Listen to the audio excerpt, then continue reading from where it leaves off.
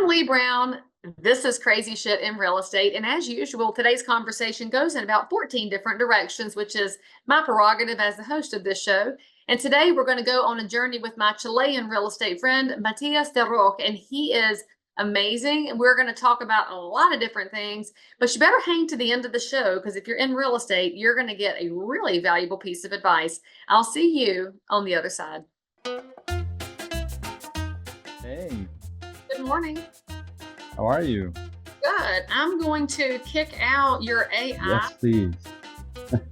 since it messes up my screen here for the podcast. Yes, absolutely. Oh, but I've never seen super Mm, normal. I'm used to the was it Otter is the one most people are using. That's a free alternative. Yeah, I don't trust any of them. You're Works pretty crazy good. to let it in. You shouldn't be using it everywhere. I don't know how to take it out.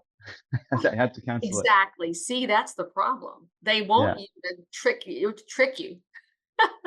So yeah, and before it didn't work with Zoom. So now it started working with Zoom, and I had to configure something in. So yeah, you're right. Well, Zoom did build AI in so they can even edit your videos and transcribe all your meetings, which sounds great, except that I already don't like how much of our data they're selling and using on the back end because nobody reads those terms of service when you agree to it. And we've all said yes to it. It's crazy.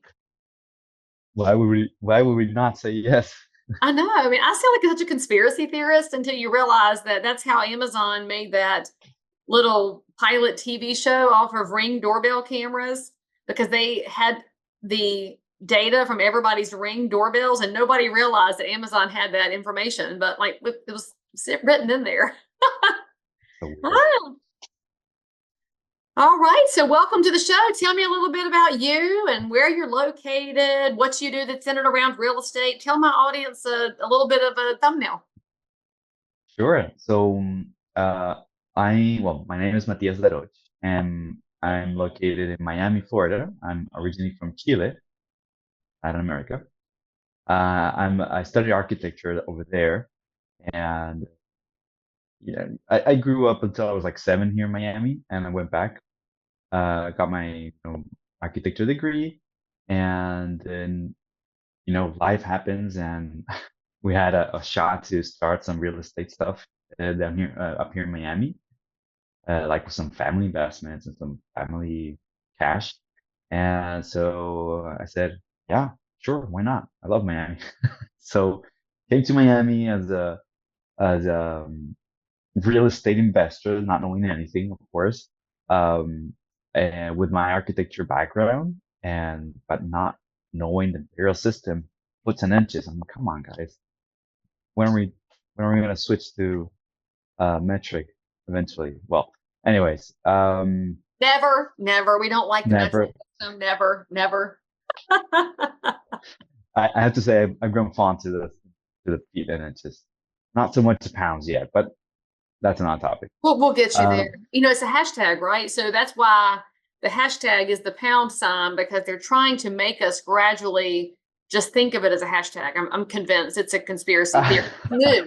So internet friends, you can turn that into a subreddit. Go with it. that's awesome.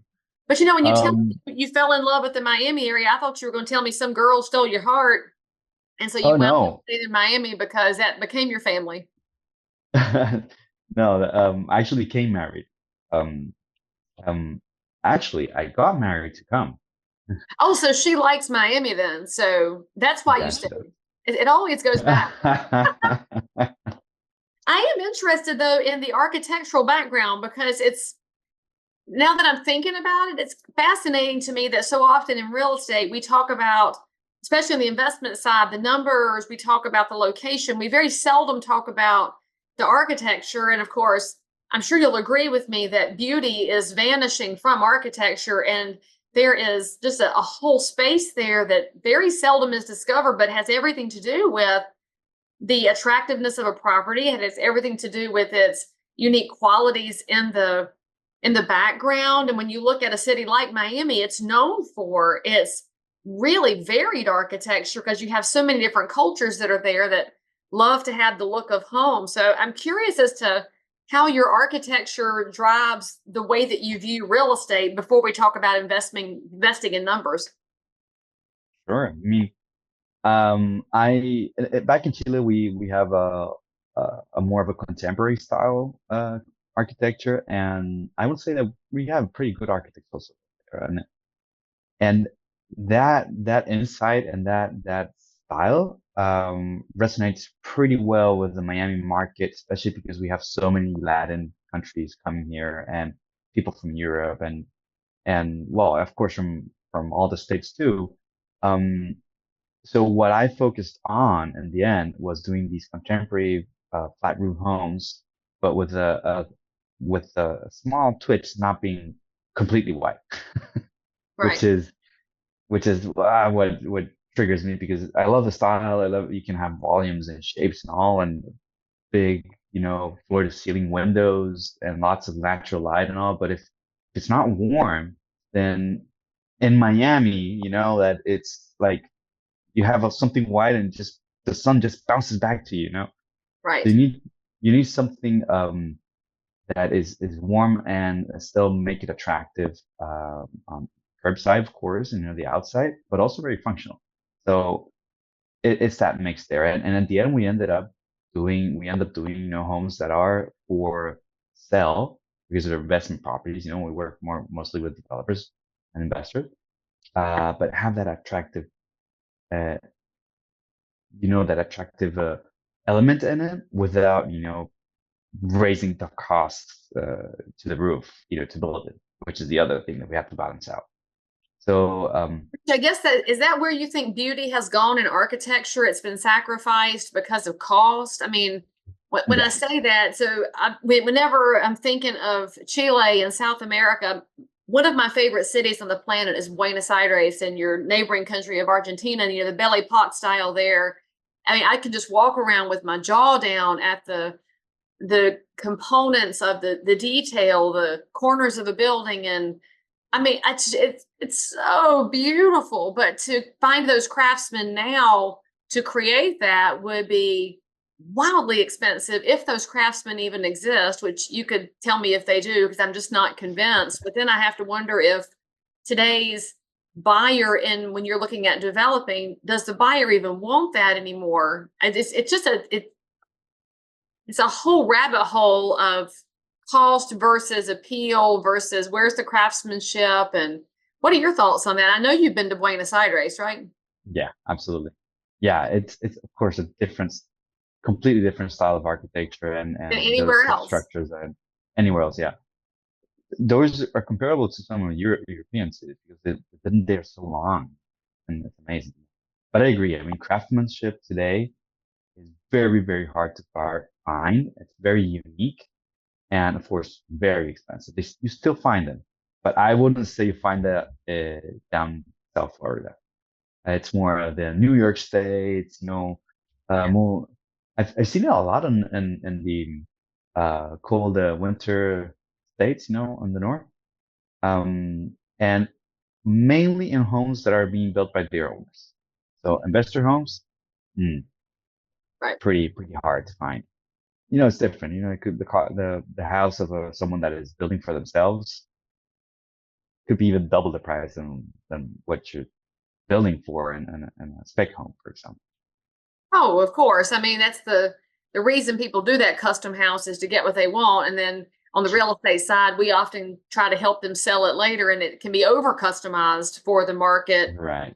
which makes me just wish we could strike some kind of a balance. But back to the idea of warmth in construction and in architecture in Miami, it's so funny you mentioned that because I always think of when I go to Miami, the whole area is so vibrant culturally, and the food and the music and the people and everything feels warm, not just the weather. But I had never thought about it in light of the way that the design comes, because I don't go to Miami obviously to buy and sell real estate. I go to visit friends and to eat. I mean, yeah, eating here is amazing.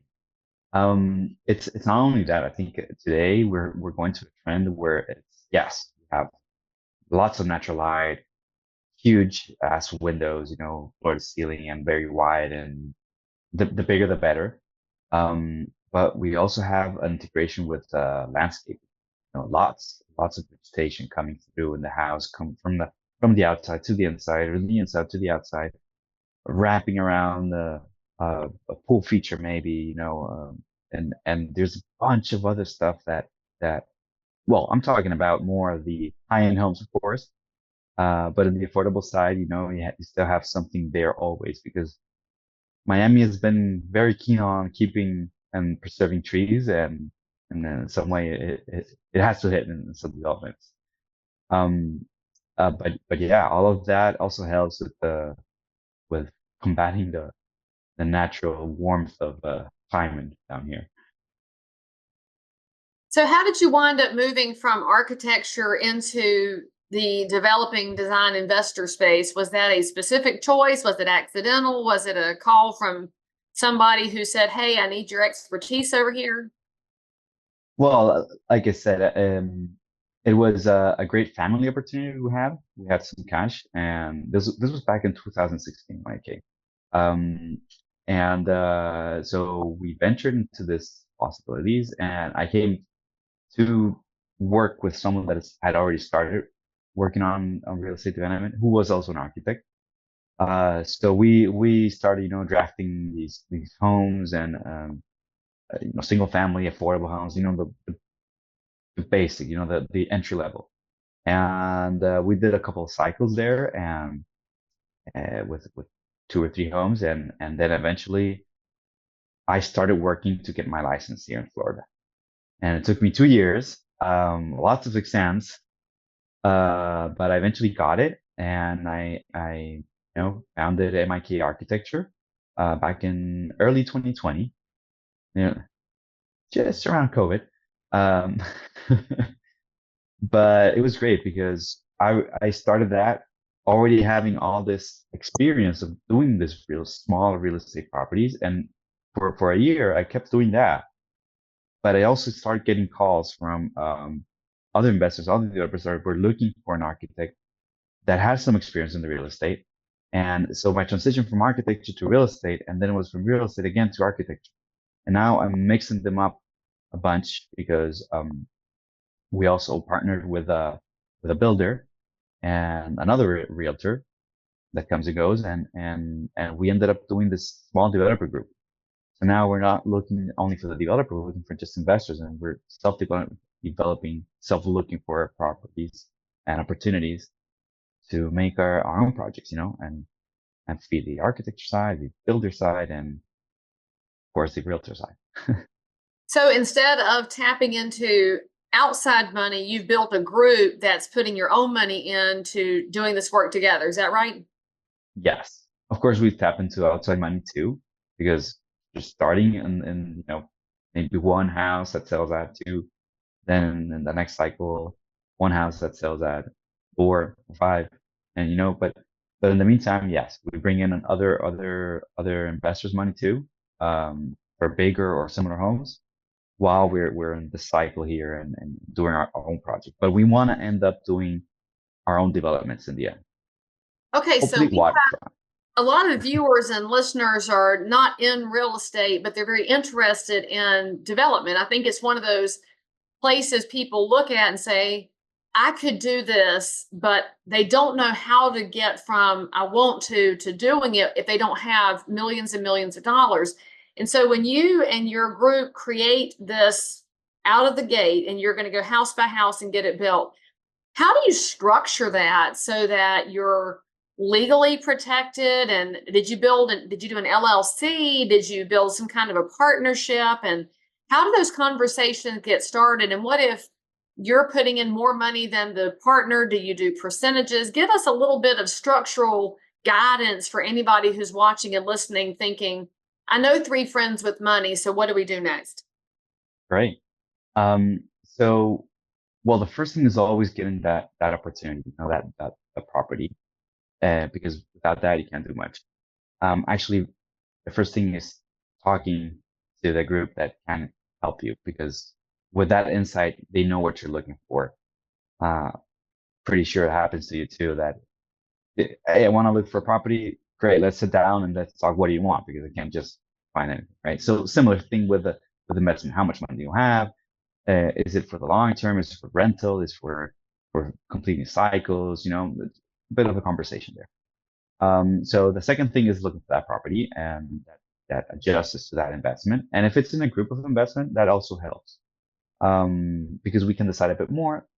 But what we'll look there is good opportunities that help the group of investors, such as one. And what we do is each property, when we find that property, we put in an offer, we get that offer closed, and we start looking for the investors. The first thing we've learned is get that offer, signed from the seller and the buyer, put in the money in the escrow, try to find that money in the escrow as soon as you can. And before you get into the hard contract, get that all your financial side in place. And you can start doing your LLC for the project. So structurally, like legally, we do that an LLC for each project, and any person that comes into the project gets, the percentage that corresponds to what they invested into that LLC. Okay, so if it's you're a realtor and one of your partners is as well, which one writes the offer? What happens to the commission? Does that get added into the escrow amount? Do you take it off the price? How do the logistics of that work? Because our licensee world can be very competitive, and especially when it comes to those items, that's got to be in writing before you go into this, right? Absolutely. And of course, all of that negotiations, we talked about it and put it in writing.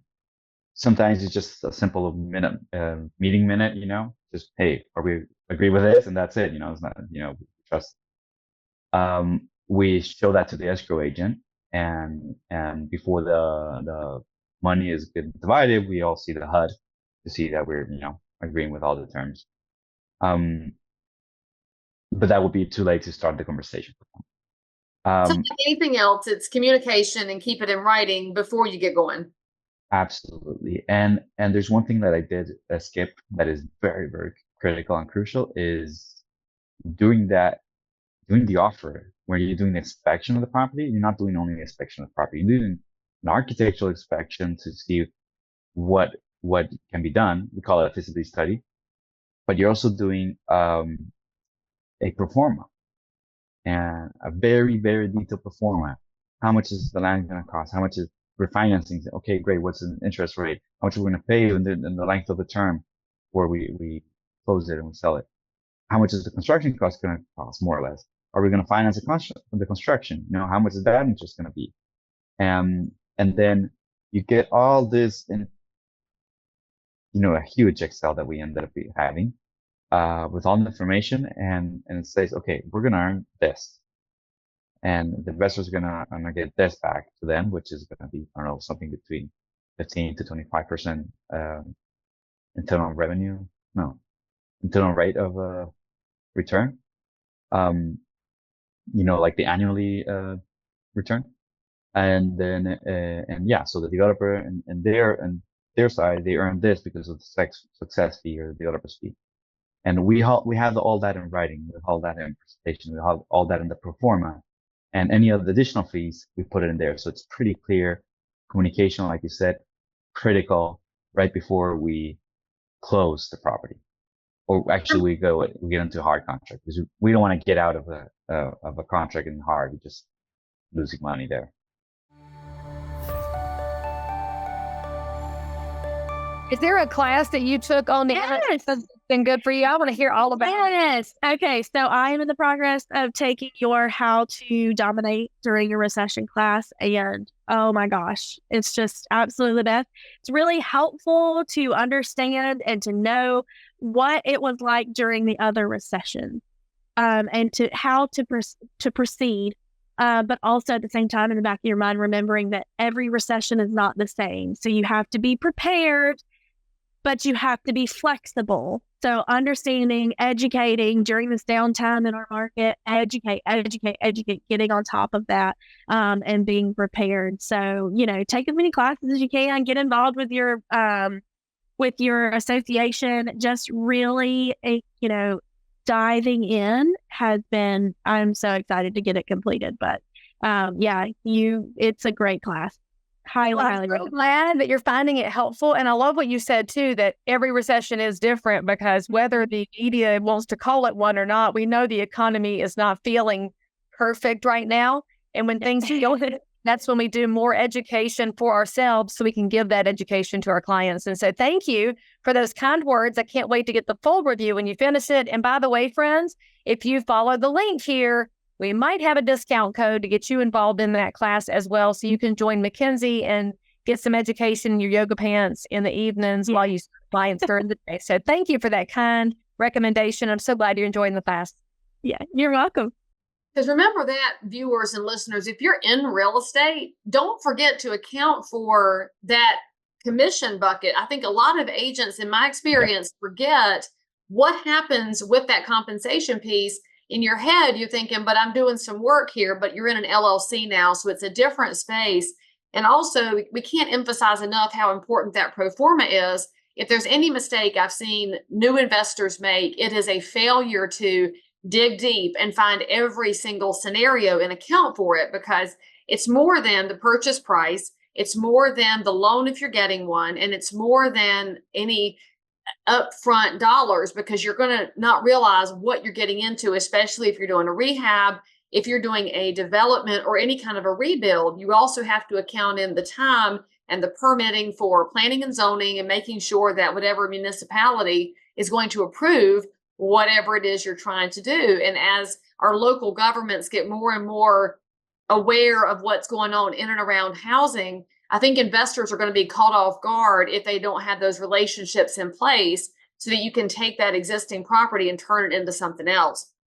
So with that being said, Absolutely. I'm curious as to what trends you're seeing in the Miami market. Obviously, Florida's experienced a huge amount of growth. You're there in the land of freedom, and you've got a governor who has encouraged economic development in the state. Miami has just been knocking the cover off the ball with domestic buyers and with international buyers. And as such, it's gotten very expensive. Are you seeing any exciting ideas coming forward for that workforce housing, those opening price points that you mentioned you guys have paid attention to? Is there anything happening there that other areas could learn from? Oh, okay. So now there's like two topics, two paths of that to answer that question. I think one is the bigger real estate development projects, like multifamily projects and bigger housing projects, and then we have the more of the single family infill projects, you can call it. We don't really do much rehab and refurbishing. There's too much hidden cost for me to actually be comfortable there, so we don't actually get into that. I'm not going to get into that. On one side, the single family homes, I think the prices are finally flattening a bit more. They're slowing down the price risings. It was crazy for the past 2 or 3 years. Crazy. It just escalated way too quick. I still believe we're not in a bubble that's gonna go out, because there's still influx of people coming into Miami. So as long as people don't go out, we should be good for a while. And even that, it still is going to delay a year or two after that we know that people are coming out. And then we have the commercial side and the multifamily side. Our governor recently passed a bill that overrides, yes, some local restrictions on density and height and parking requirements. So it's given a lot of the bigger developments a lot of leeway and much more freedom than they had before to build bigger projects, 300 unit, 200 unit properties and projects that it could be sometimes next to single family residents in very specific cases. So there is a trend today. They're still exploring. This is a bill that passed in December last year, and it went through a revision, and it passed again, I think it was in March. And it's already, of course, causing some trouble with the local communities. They don't want to have a big ass building in their backyard. Right. And I get it, but at the same time, it's helping workforce housing because it has to be workforce housing, and actually a percentage of it has to be also affordable housing. So we're talking about workforce housing is like in the middle, and then affordable is in a very low range.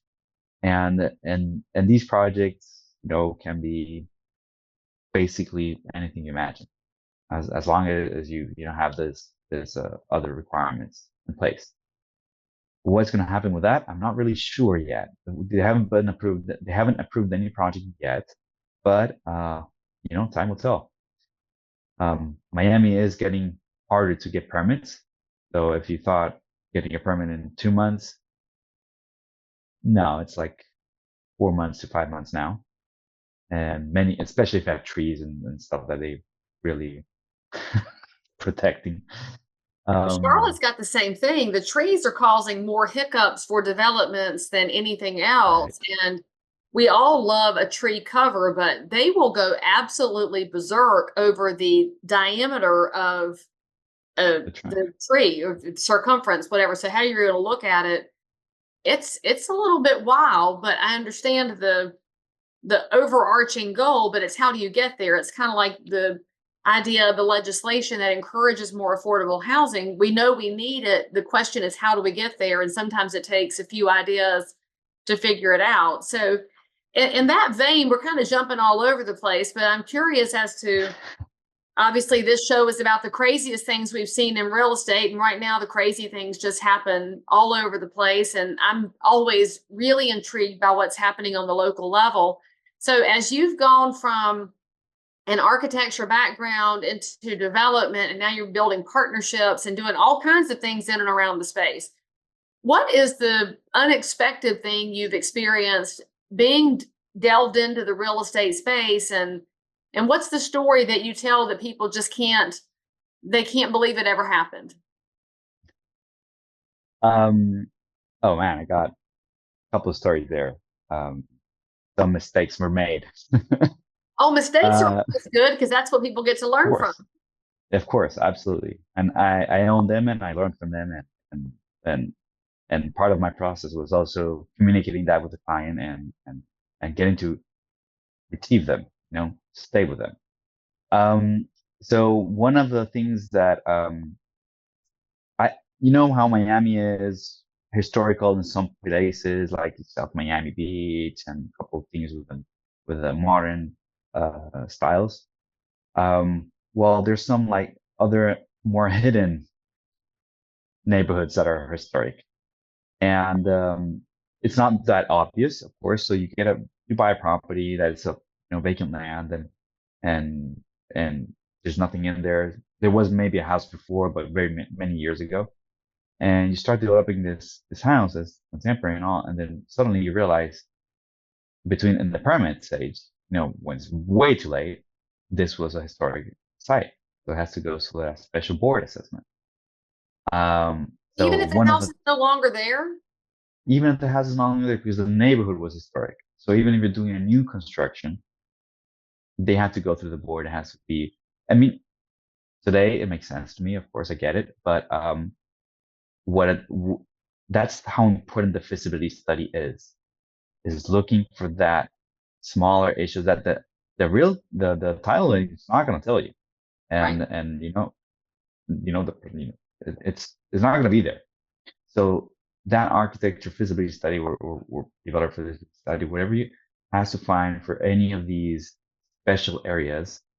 And today's a lot easier because the city of Miami and many other cities down here have done a pretty good job at putting interactive maps now and online, so you can look at them. But back then it was pretty more complicated to find it. So that was one thing. It delayed us like a year to get permits, but it also hit us at the end with the COVID crisis. So it was a balance in the end. So not that tough there. And the second stuff was, did you know Miami has a lot of septic tanks? Like there isn't 100% sewer coverage. I guess I thought with your sea level is so low there. I'm surprised you have a lot of septic tanks. How do they not float up? That's a great question. That was my first impression down here when I came to Miami. That coming from Chile, we're not we're not a bad first a country in development, you can call it, but still, I mean, having septic tanks was just like a very rural states, rural Yeah. homes to have the septic tank. The rest of the city is all sewer, and having here and coming in Miami, and then half of the city, like in the middle of the city, there's no sewer coverage, and you have to go with septic tanks. That's super weird. Well, anyways, a couple of years back, the city realized that there's a lot of fecal matter in the soil. How come? Shocking. Very shocking. So they doubled down on the restrictions and inspections on types of septic system you can use. And that started to work on last year, January last year. The thing is that the viewers that had to review this new systems weren't either they left because they got bored of the whole system, or they weren't well trained enough. So before, if you had it, a month or two, maybe 3 to get a septic system permit, we had more than one project that it took us 8 to 10 months. Wow. And of course, that throws off complete balance of everything. And the septic system is crazy in size and requirements. It's all for the benefit of, not having more fecal matter in the soil and the water, of course. But why not just expand the sewer system? I asked. Well, especially with the surpluses that are happening in so many governments right now, as values have gone up, you'd think they would invest it there. But I guess if you're viewing this in a state like North Carolina and you're a septic specialist, I guess you could probably go apply for a job at the city of Miami. They might need you right now. Yeah, in the I'm Miami-Dade really County. surprised by this. I'm going to blame my friend Ines, as she was the chairman of the Miami Realtors, Ines Hagedus Garcia. And Ines never told me about the septic tank issue in Miami. So I'm on you, friend. You have to talk about this some more. This is crazy. So what percent You want it crazy, right? still has? I'm so fascinated by this, and I have way too many shows that revolve around septic and shit, and it just happens because it's a fascinating piece of real estate that nobody talks about. What percentage of Miami still has septic tanks in the city? Ish. Oh, in the whole county, let's talk. So like Dade County, we're talking Dade County? Yeah, Dade County. So city of Miami is mostly covered. But I'm talking Pinecrest, Coral Gables, that are cities next to Miami that are pretty good pieces of land. Like, well, good is subjective because the University of Miami is there, so they should have septic tanks. I'll just point that out. But in that area, I say go Knowles, and so they're obviously covered with septic tanks. You catch my drift? Yeah. Well, actually, that area down south is a septic tank area. Not where the city where that university is, but more south to the bay, actually. Do you think it's 10% of the county still has septic tanks, or 20%? Is it large? I would say it's 20 to 30%. Yeah, it is large. I'm flabbergasted by this. I just I don't realize how much rural area you still have in Dade County. And again, it's not rural. That's the thing. The sea level this shocks me. It's like the graves. You can't put somebody 6 feet down in some areas because they would come back up. So they have to be in crypts. But you can have a septic tank. Right. Yeah. Man, there's the direction nobody expected us to go in on this show. Welcome. This is how the podcast goes. We talk about the things that are passing. So that means that as a developer, though, you have to take into, as part of your pro forma, right, is not just the infrastructure, but it's the existing infrastructure, because of the time frame on these permits and what you're going to have to do to get it through. And well, there's actually another code, and there's another story there that if you want can go into. Go for it. We're talking about let's add one in. And it's a bit more than that topic. And so we were buying this property in one of these areas of Pinecrest.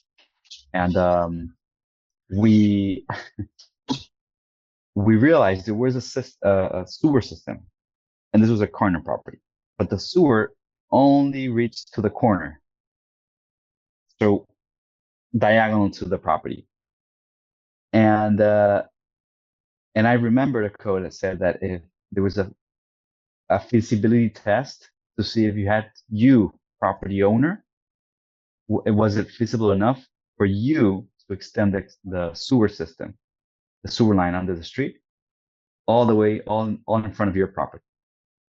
And of course there was. So we had to pay for the sewer extension, which overall, and here and there was like $80,000 more. So $80,000 to extend the sewer under the street. Now, what happened later is, because we figured this out during our feasibility study inspection, we put it in the pro forma. So now we had the informed decision of, hey, we're going to keep with this project, we're going to keep it, understanding we have to pay for this. It's a permitting, we have to hire the civil engineer, we have to go through a 6-month permitting process that is independent of the construction system. Is it still worth it? And well, it was, and we're starting that construction right now. But what my point in the story is that this information, it happens, and you had the informed decision to continue anyways. It's not that the project is gonna not work or it's gonna collapse the offer. It's just that make informed decision that, okay, you're gonna earn a little bit less. Well, I mean, it goes back to what we were talking about originally. It's the depth of the pro forma to know exactly what you're getting into. But there's also a real benefit that you brought to your partnership, which was knowing the rules and the regulations around the extension of the sewer line and how it impacted that property. So if you're in real estate and you're watching or listening to this, just know that it's very important that you pay attention to the rules and regs in your municipality, in your county. And it's far beyond the one property you're working on. It's far beyond the one flip or build or whatever you're working on. Know the rules, because it can impact your project. And if you're representing someone and it costs them 80 grand and they didn't see it coming because you didn't know the rules and nobody could explain it to them, that could destroy your career and also put somebody into a real negative hole on their project, which means they might not be able to continue doing good things for housing in their community. So now if somebody wants to reach out to you and find out more about your experience with developing, building, and want your real estate expertise in the Miami-Dade market, what's the best way for people to find you? I would say just go to our website, mikarchitecture.com. There's a bunch of contact information there too, my email and my phone number. But you can look at our projects through our style. I try to filter out the people that try to drive me to another style. It's just that we love that style. If you don't like it, that's fine. We're not a fit, but happy to help you with some other regulation questions if you want to. And before we go, if you mind, I wanna encourage also people that are starting that, ask 1,000 questions. Go to the city, ask them about this property, this and this and that, what could happen. Because when you're just starting, it's very hard to read the codes and understand them. So it's easier to just go and ask, and then ask again, why is that, and where does it say in the code? And people in the end will try to help you. I'm so glad you mentioned that, because they really love helping. And it's a little surprising sometimes when you go down to the code office and they know the parcel ID number. They've been watching it for years and they've wondered what's going to happen to it. You come in with that idea, they can really pour information at you. That is the best advice ever. And I hope everybody grabbed a hold of that, because we sometimes do overlook how valuable our city and county staff are, because we don't realize how much knowledge they bring to the table. That's absolutely right. Yes. And of course, if you treat them right, they're going to treat you right back. So that goes a long way. That's the whole be nice to people, and it comes back sometimes. So there you go, people. Be nice, do a good pro forma, and go learn some things today. And if it's not your style, then you can move on, because that's the beauty of real estate. There is a style for everyone. There's a path for everyone. Absolutely. You just have to keep trying things to find it. Thank you so much for coming on the show and wandering down about 1,000 different rabbit holes with me today. I really appreciate you. Your knowledge. Thank you so much for having me. This is very fun. And all right, friends, say something nice, say something you learned, click the bell, and most importantly, come back and we'll see you next time. So if you found value in this episode, please like and subscribe to this channel, turn on the bell, and catch another amazing episode by clicking above. Crazy Shit in Real Estate is also available in all of your normal podcast apps. So if that's where you like to hang out, go find me, click subscribe, and most importantly, leave me a review that says you think I'm awesome, my guests are awesome, or this content is just exactly what you were looking for. And then, by the way, if there's something you need, you want to learn about something, you can comment below anytime. You can also send me a direct message if you need to remain anonymous. No judgment. But anyway, I'll only judge if you forget to subscribe and click. I'll see you next time.